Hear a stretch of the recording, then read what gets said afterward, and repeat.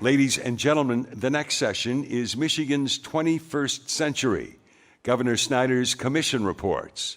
Please welcome the President and Chief Executive Officer of the Detroit Regional Chamber and the Chair of the 21st Century Economy Commission, Sandy Barua. President of Grand Valley State University and Chair of the 21st Century Education Commission, Thomas Haas. Governor for the state of Michigan, Rick Snyder. Chief Operating Officer and Executive Vice President of Edward C. Levy Company and Chair of the 21st Century Infrastructure Commission, S. Evan Weiner. And to moderate the discussion, my week anchor for Detroit Public Television, Christy McDonald. Well, good afternoon. It's great to see all of you from this vantage point. I've actually been sitting in the parlor of the Grand Hotel for 2 days straight, it feels like, with our coverage with Detroit Public Television. So it's nice to be out here on the main stage with all of you gentlemen and all of you out here this afternoon. I think it's really interesting when we finally sit down and we get to talk about now these commissions that were just announced, the last one finally yesterday with you, Sandy, with the Economic Commission. So what I'd really like to do is have each one of you talk about the findings. I think we could do probably a 30-minute panel on each one of these and all of the various aspects and impacts on the state of Michigan. But I'll have each one of you talk about your commission and what you found. And then if we could all look forward and say, all right, what is it going to take to put into practice a lot of the things or the highest recommendations that you were able to find here, knowing it's a long-term goal. But Governor, I guess I'm going to start with you. And when you first decided to make these commissions in 2016, why you picked the breakdown of infrastructure, education, and the economy. Well, thanks, Christy, because they're the fundamental building blocks of an economy. And what we needed to do is step back and take a longer view of the world and to get Michiganders from all different backgrounds coming together in a nonpartisan, non-threatening fashion to say, let's talk about not the next term, not the next year, but the next generation and the generation after. How do we build for the long term? Because if you think about it, it's only common sense we should do this, and it's not traditionally done in the public sector. That's nuts. So let's move forward and get this done, and there was a natural order to it. You start with infrastructure. What are the bones, the physical assets you have to serve as your base? Beyond that, our most critical asset, most important thing is the talent, and what kind of educational system do we have to give them the skills they need to be successful, to lead us in that direction? And then finally, how do you put it all together in a cohesive, comprehensive package of what the future economy looks like? What are those trends and features and facets that could influence the direction we take? And then how we could turn that question around to say, instead of being influenced by it, how could we lead it? How could we make sure we're setting a direction and helping define how the world is right here in Michigan? So it was really to take those three building blocks, and each one of these commissions, these chairs did an awesome job, so thank you. And I'm sure it wasn't the easiest task in the world. Evan, let me ask you, when you first got this and you have to sit there and say, all right, we got to get this report done, we've got to get it done in 8 months, here we go. Right. Well, the governor had intentions for us to, in a matter of 8 months, put a 30 to 50-year plan together for infrastructure. And sometimes we think of infrastructure as just being roads, but it was roads and bridges, water, drainage, energy, communications. So he challenged us to be bold, and we looked at him and said, this is impossible. And I don't know if you heard the earlier stories today about the solid stare. He said, don't worry, you can do it. Well, anyway, the commission came together, and we did do it, and it wasn't easy, and it wasn't always fun. But what we discovered was that no other state in the country had put together a 21st century 30 to 50-year plan for all their infrastructure. So we really had to look around the world, and we really had to try to understand what the best practices were. We broke up into groups, and we took these different pieces of infrastructure, water, roads, energy, communications, and we studied them and would come back together and share what we had learned. And we did this after and during, actually, a time when we went out to the community. We got some good advice at the beginning, and be bold and go out and listen to the people. So we went to the Upper Peninsula. We were on the west side of the state. We were in the city of Detroit. We were in Flint. And we asked the people who actually have to pay for infrastructure, what do you want? And we learned some things that were important to the people that we really hadn't focused on. For example, broadband. People across the state said, we need to be connected. People want to work at home. They want to work in rural areas, and we have to deliver broadband. We also learned, interestingly enough, that there's 3,300 independent entities that are responsible for our infrastructure. How do you coordinate that? Think about it. Water systems, okay, sewer systems, transportation entities, 3,300. And that's a frightening thing. We learned that we don't really know enough about what's underneath the ground.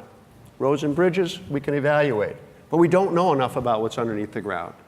And unfortunately, we've seen the results of that. All of us have. But there's a lot more we don't know. So the report's there, and there's over 100 recommendations. And I guarantee you can learn a lot about what the future state of infrastructure should be in Michigan. I can also assure you that if you suffer from insomnia and you get this report and read it, it'll solve your problem. Now that is that's quite a sell job there, Evan.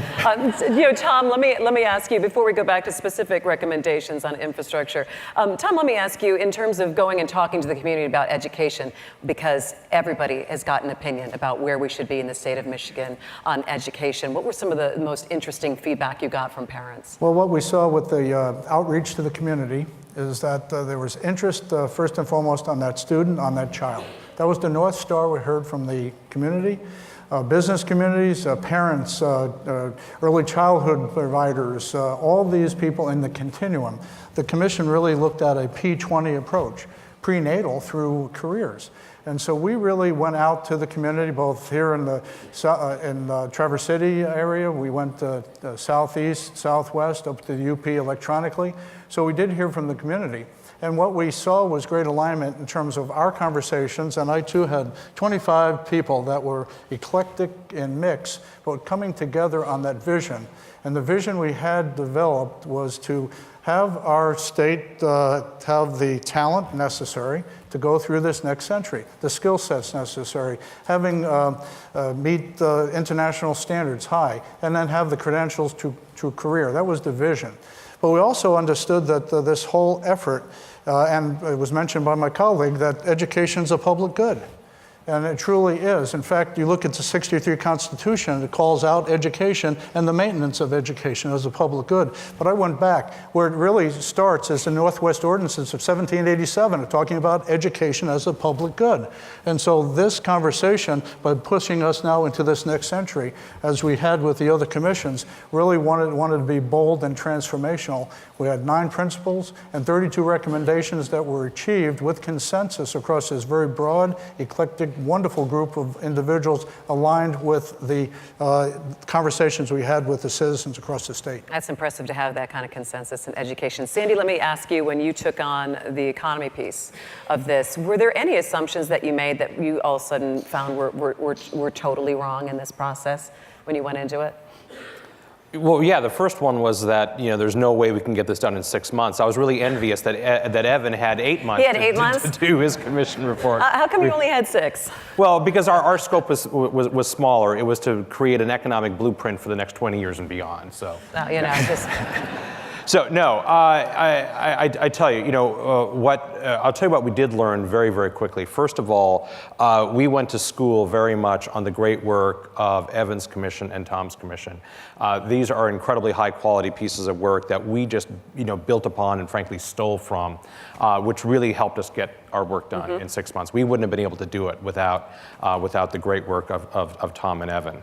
But we rallied around, 4 themes, education, obviously, infrastructure, obviously, business conditions, what is the business climate in our state, and quality of life. And each 4 of those really kind of has a headline. And education, or talent, we called it talent, and Tom, I know, will support me on this, is that if we don't get the talent equation right in this state, game over.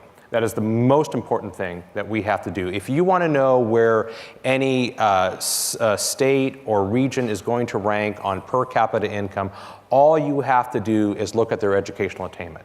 Those are exactly one for one. In fact, right now, Michigan is 34th in educational attainment, and we're 33rd in per capita income. And there isn't really a state in the nation where those numbers aren't very, very highly correlated. So if we want to move up the per capita income, we have to get more highly educated people, more people with professional skills certificates, more people with associate's degree, but particularly more people with bachelor's degrees, because I know it's a kind of a difficult issue to talk about, but when you look at the data, when you look at where the jobs have been created since the Great Recession of 2007 and 2008, all those jobs have gone to people with highly educated, with higher degrees. Governor Snyder, do you think that we have the tools in place to be able to get that done, and what Sandy's talking about, and making sure that we have that talent pipeline? We're putting those tools in place because it's a living thing. And so what I say is we've done a lot of great pieces. Everything when you talk about the talent occasion, because the whole concept is P20, prenatal through lifelong learning. So we've done a lot in early childhood where we've made much more accessible preschool for our kids. We've done pre-3 reading, because that's a huge issue. You need to be able to read by 3rd grade. Those outcomes we won't see for years, but we're starting to measure the near-term results. That's giant. Then you get to the high school, college age, and this is where you get the whole issue of career tech education, STEM, should be called STEAM, science, technology, engineering, the arts, and math. We're really seeing these pieces go in place. But we got a lot more work to do. An easy illustration is one area where we're lagging badly behind, and when I say we're lagging, the nation is in computer skills, in computer skill access, particularly in the K-12 system.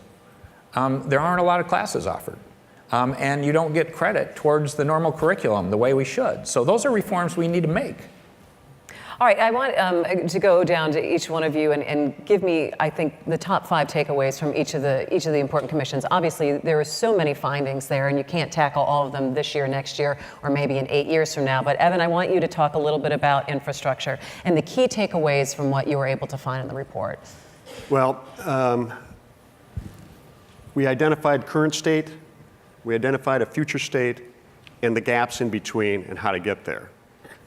The things that we had to do legislatively, how much it would cost, and what it would look like. And so I would say, just in summary, the current state is it's a state that we're not and should not be proud of. 40% of our roads are in poor condition. 1,200 of our bridges are deficient. We've got water issues everywhere. 25% of our beaches get closed every summer because of E. coli. And frankly, 5.7 billion gallons, that's a B, billion gallons of raw sewage get put into our watershed every year. It's not something that we want for our kids and grandkids. So the current state, if you will, is basically unacceptable. Now the future state is safe, reliable, affordable, and sustainable infrastructure. And that's really where we have to get to. And frankly, it's the responsibility of all of us, but it's the responsibility of our leaders and our legislators, in many cases, that have to make the hard decisions on how to get from A to B. So, takeaway. No, we can't do it ourselves, and we need that leadership. Now, what we learned is that best practices around the world look something like this. 1, there is a, if you will, master plan, an asset management plan. All the assets are, if you will, logged into a data system. Their condition is, and their performance is known, and therefore you can make investments in a coordinated and cooperative fashion, and you can tell the people, okay, this is what it's going to cost, this is what you're going to get. In some cases in Michigan, we have that. But in most cases, we don't, and we don't have it coordinated. So the governor has rolled out, and what we're going to see is in District 4 and 10, if you will, in Detroit and the arena around Detroit, Grand Rapids on the west side, we are going to see a plan to put into a system, a data system, if you will, what I call the master plan. The data has to be put in. So we got to know what we have and the condition of what we have. We don't today. 2, there should be a, if you will, infrastructure council. Now, in terms of what does that look like, there isn't anything like it in America today. We saw it in London. We saw it in actually Ontario. We saw it live and on the screen talking to people in New South Wales, Australia. This council is a group of experts, okay? Experts in infrastructure who take this data that we're talking about and in a coordinated fashion make recommendations to our leaders, future administrations, legislators, the communities, and the master planners themselves, the municipal planners themselves. This is the best way we can get prepared for building the economy, making sure educators get what they need.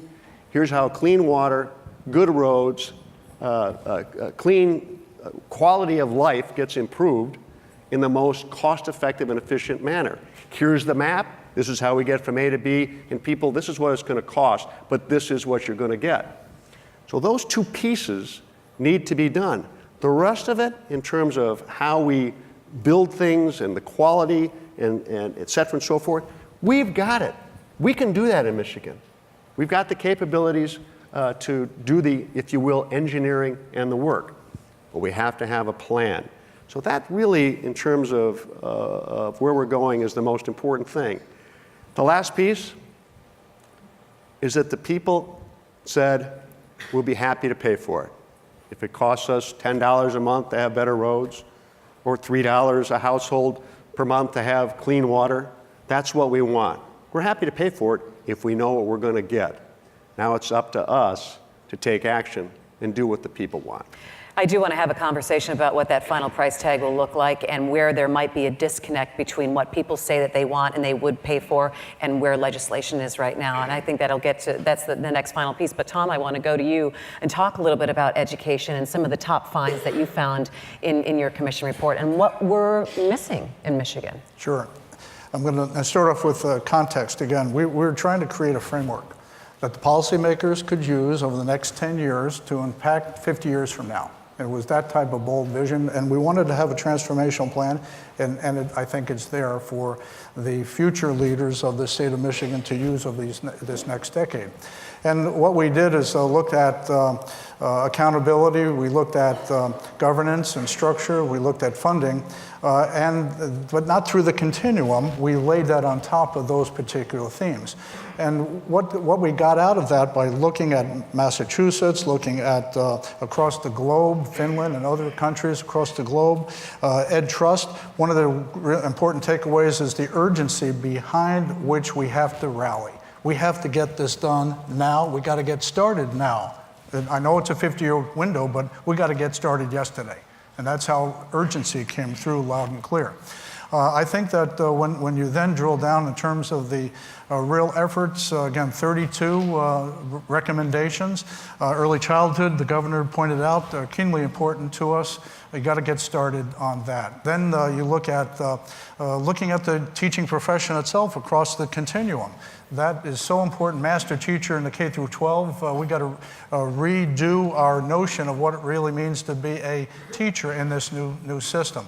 Competency-based education. I'm really excited about this across the continuum as well. I've seen it in some states in the post-secondary. You can do it in the K through 12 world, but that's really exciting because then links that into the economic vitality, what the industry leaders and companies want out of our efforts. And so that's critically important. And I think lastly, we got to look at the accountability and governance systems themselves to make sure that they are aligned with the vision. All right. Sandy, what about you? Why don't you go ahead and tell us the main takeaways from the report that you just released yesterday? So first of all, everything is interconnected. Right, and I'm going to use the example of agriculture. So we did the similar listening tours, and we listened to people of all walks of life, all industries. But just to use less agriculture. So Michigan has the second most diverse agriculture state in the nation, second to only California. We have an incredibly dynamic and prosperous agriculture industry. But here's what we heard from the agriculture folks. One, The state of our infrastructure is preventing them from expanding, and it is a negative factor in terms of their ability to stay in Michigan. Even simple examples such as the roads in some places are in such bad condition that the produce gets bruised and damaged on its way to wherever it's supposed to go. So the agriculture producers say, well, we can't expand because our produce is getting damaged. Secondly, water infrastructure. We don't have the water infrastructure, clean water infrastructure to either irrigate our crops or handle our wastewater.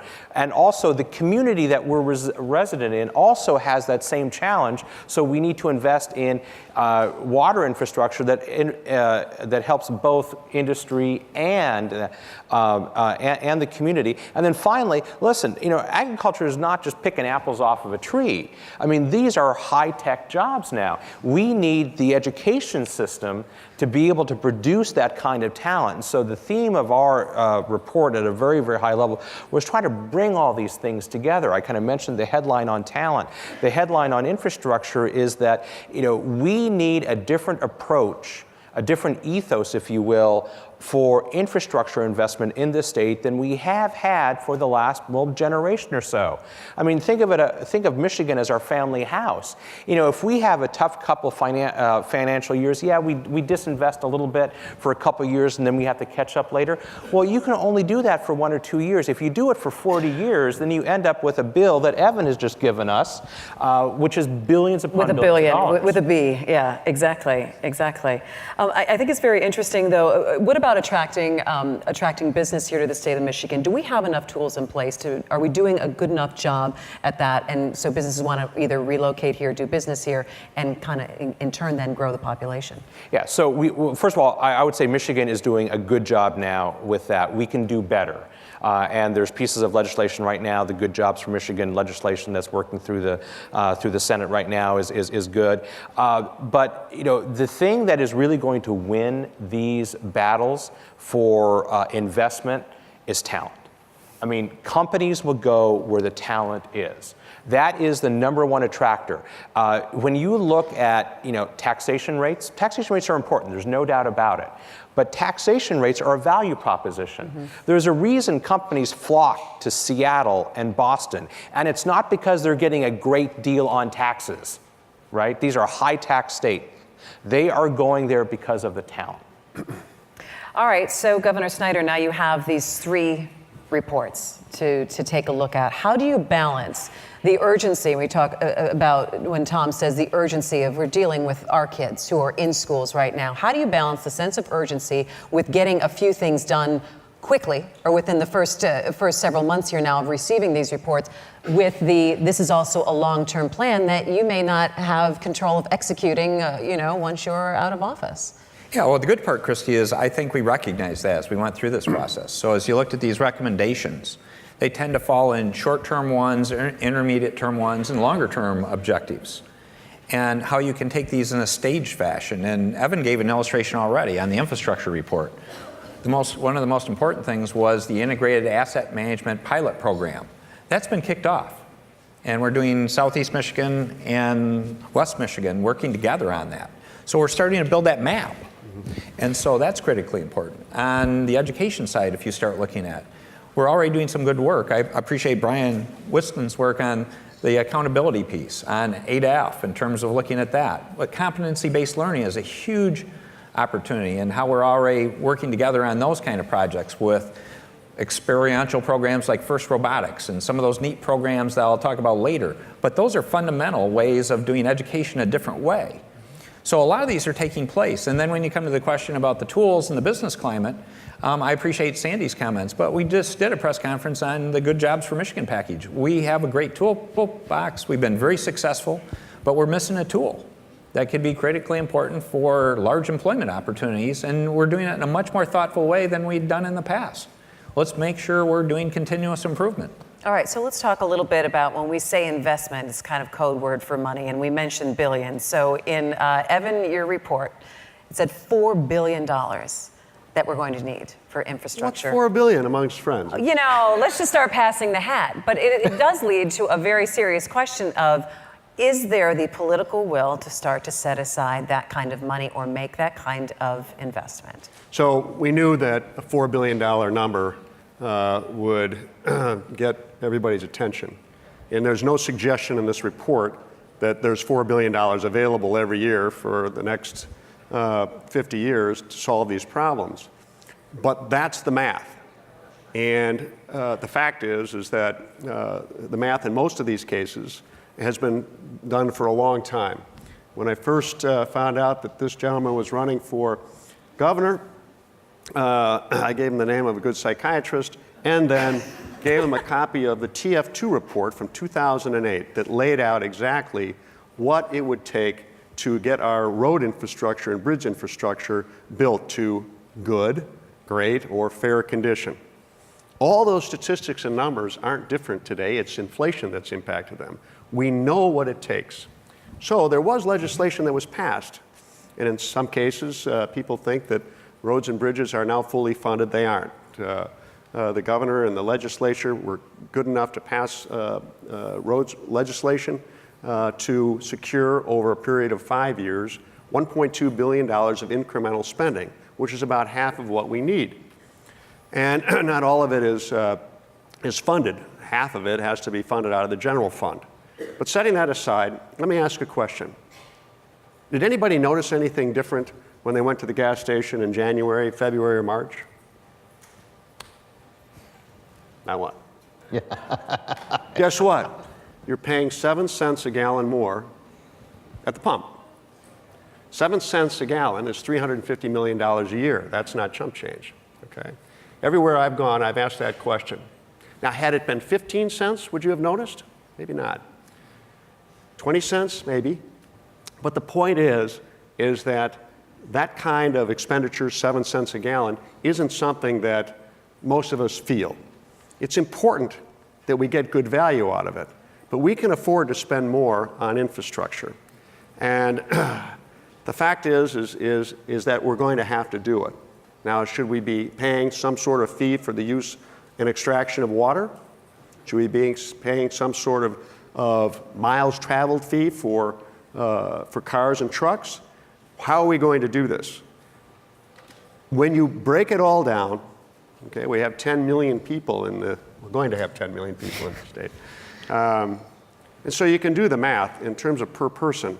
It's really, in terms of dollars and cents per month, per family, per person, to fund infrastructure and get things going. It's not going to cost us that much per family. It's $20 a month, that kind of number. B, we need to invest, because that's the term you use, now. You take the life of a road, for example.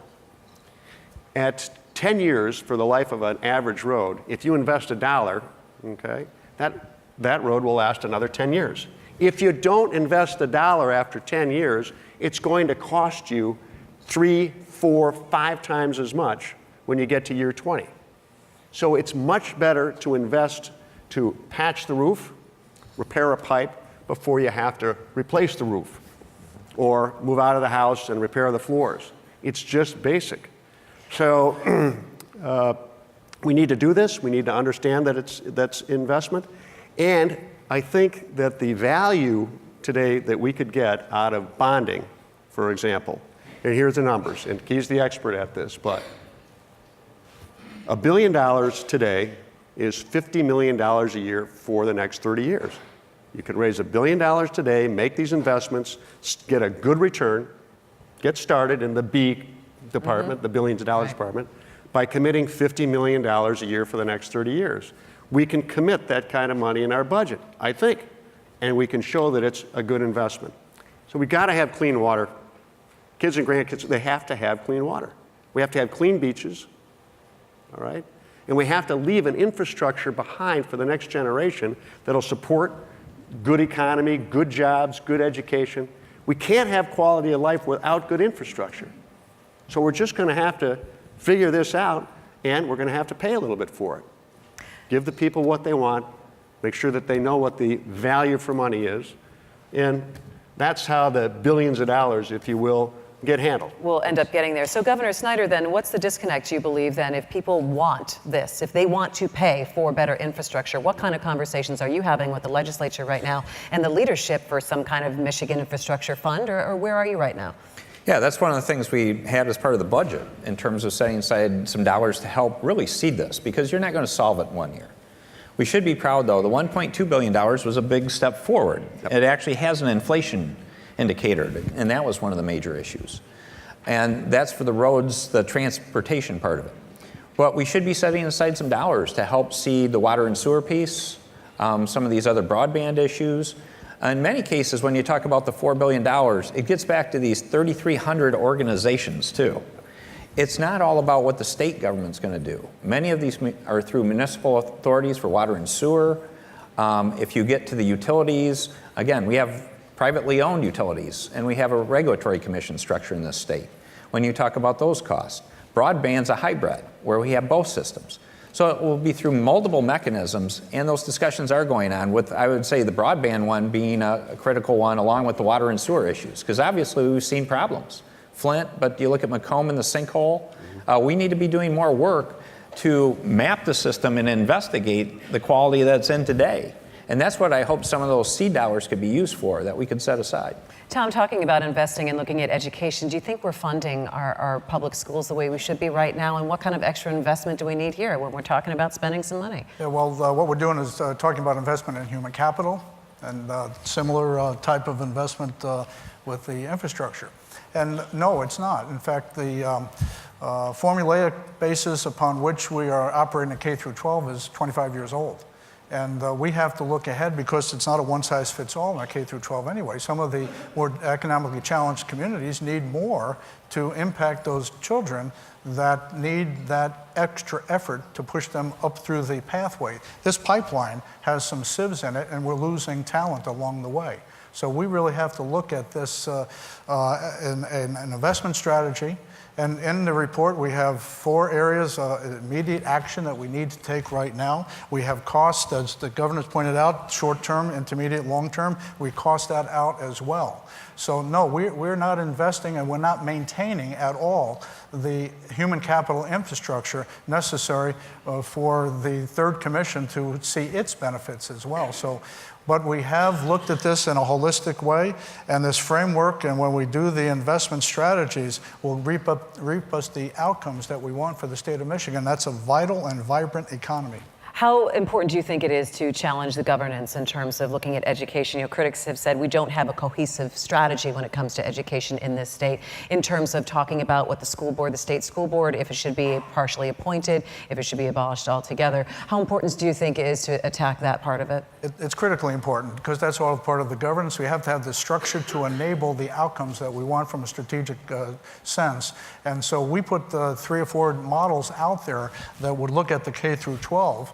And the state board and the policymakers can take that as, really, in my mind, as a gift, saying we need to not go past what we have seen in the rearview mirror, but we have to go forward as well, and governance is critically important. Sandy, I'm going to end with you, because we only have about 2 minutes left here. In looking at all of these pieces now and putting them together, that we have this roadmap now in front of you saying, all right, now go execute. What kind of strength it has to be behind this now to say, this is indeed, this is not a report that's going to sit on a shelf, collect dust, or say, that was really great, but in 2 more years, when we have a different administration possibly, we're going to do another study taking a look at our education process. What is the will and the strength that has to be behind executing now what we have in front of us? So the nice thing that about the charge the governor gave us was that it was completely nonpartisan.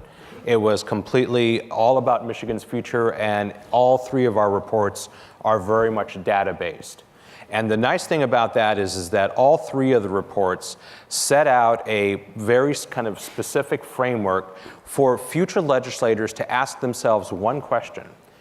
Is the piece of legislation in front of me today advancing the necessary things to achieve either the infrastructure report requirements, the education report requirements, or the economic commission report requirements? If it's not, then the legislature needs to ask themselves the question, Why are we spending time on this? Why are we spending taxpayers' time on this? Because we know through all of these 3 reports that the data shows this is what is needed to drive a prosperous economy, a healthy set of communities, and successful individuals in those communities. I mean, these are not open to political debate. And so this is not looked at left or right, conservative, liberal. And so if the governor who follows Rick Snyder and the legislators starting today ask themselves that question, we will succeed. Yeah, the other thing I'd say, Christy, is it's everyone here taking ownership of the report. Because it's important that the government has its role to play, but this is about Michiganders taking ownership of this. And if I looked at this audience and the people listening and watching, almost everyone here is involved in some community organization, some civic organization, some business organization. And I think it's important that hopefully many of us take the time to look at these 3 reports. And as you have a dialogue or discussion about what you're doing in your organization, reference these reports. Going to Sandy's point, how are you embracing it? This is an organization as they do their pillars. I hope next year and the year after, some of the pillar development will be based off looking at these reports to say, are we moving the needle in some of these areas or not? So it's to make it a living document where it's not just relying on a handful of people, a few dozen people in Lansing, but to make it so it's part of who we are because it's our future. And we will continue to watch and see how it all unfolds. Thank you so much for your time and attention today. Evan Weiner, Governor Snyder, Thomas Haas, and Sandy Bruja. Thank you very much.